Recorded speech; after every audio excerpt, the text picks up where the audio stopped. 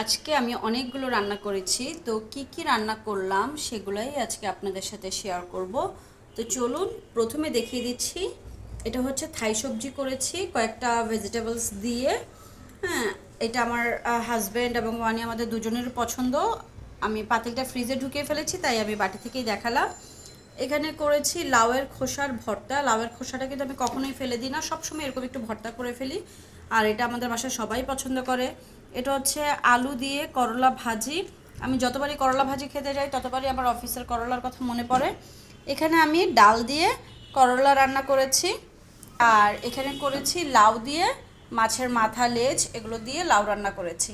তো এই তো আমি এগুলাই আজকে রান্না করলাম। আর এগুলো কিন্তু শুধুমাত্র আমার আজকের জন্য না, কারণ আমরা দুজন মানুষ। বাট যেহেতু আমার বেবি নিয়ে আমার রান্না করতে একটু কষ্ট হয়ে যায়, আমি দেখা যায় যে ঠিকঠাকভাবে রান্না করাটা আসলে খুব কষ্ট হয়ে যায়, বেবিকে নিয়ে আমি পারি না। হ্যাঁ, তো সেই জন্য আমি করেছি আজকে অনেকগুলো তরকারি রান্না করে ফেলেছি, যেন আগামী 2 দিন আমাকে রান্না করতে না হয়। আমি জাস্ট একটা একটা করে নামাবো আর খাবো। তো এই তো, থ্যাংক ইউ এভরিওয়ান। আর কেমন লাগলো আমাকে জানাবেন। Thanks for watching.